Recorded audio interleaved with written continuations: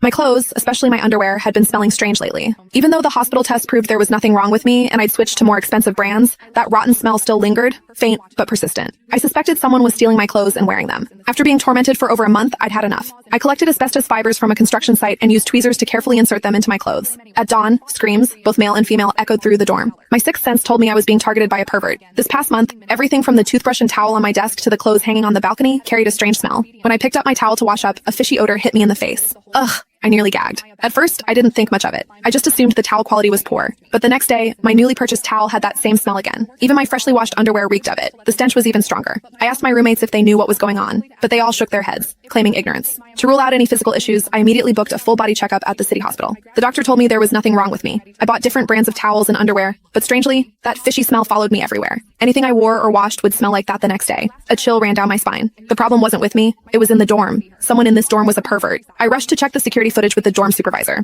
I found nothing. That left only one possibility. That day, I tactfully tried to talk to my roommates. If any of you like girls, you can just say so openly. Before I could finish, Lopez cut me off impatiently. Georgina, if you're sick, go to the hospital. Physical problems need medical treatment. Mental problems need a therapist. First you claimed there was a pervert in the dorm and insisted on checking the security footage. Now you're questioning our sexual orientation? What, you think we're the ones making your stuff smell? Suddenly her eyes widened. Georgina, you don't have an STD, do you? I heard some STDs cause a fishy smell. Before she could finish, my other two roommates looked horrified and unconsciously took a step back as if I were some kind of monster. My face turned red with anger. Your mouth stinks so bad. Did you forget to brush your teeth today? My mouth may stink, but at least it smells better than certain people's underwear. Lopez smiled mockingly, her tone dripping with sarcasm. Certain people wear such provocative underwear. If we didn't know better, we'd think they were kept women. We're all good girls here. If certain people don't behave properly, don't drag us down with you. As soon as she finished, the other two roommates looked even more serious. Milner spoke awkwardly, her face troubled. Georgina, maybe you should go to a bigger hospital for a checkup today. If it really is that kind of disease, it could spread. Someone chimed in agreement, and Lopez's face grew even more smug. She grabbed a bottle of disinfectant spray, laughing arrogantly. Look at you, catching a disease and making others worry about it.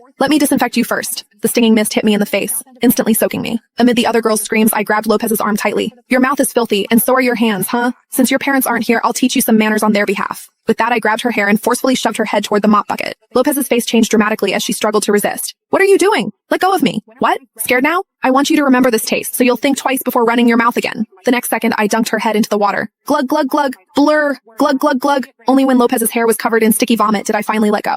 Ah! Lopez's scream was blood-curdling as she frantically leaned over the sink, retching. I watched coldly as this roommate who constantly slandered me behind my back finally got what she deserved. Lopez's eyes were red as she wiped her mouth furiously and lunged at me with her claws out. Georgina, I'll kill you! I grabbed the mop beside me and precisely jammed it into the bucket. Lopez froze in place as if struck by lightning. I smiled coldly. Fight me? You have the guts for that? With that, I swung the mop toward Lopez. In an instant, Lopez's face went pale with fear. Don't come any closer! The dorm filled with endless screams.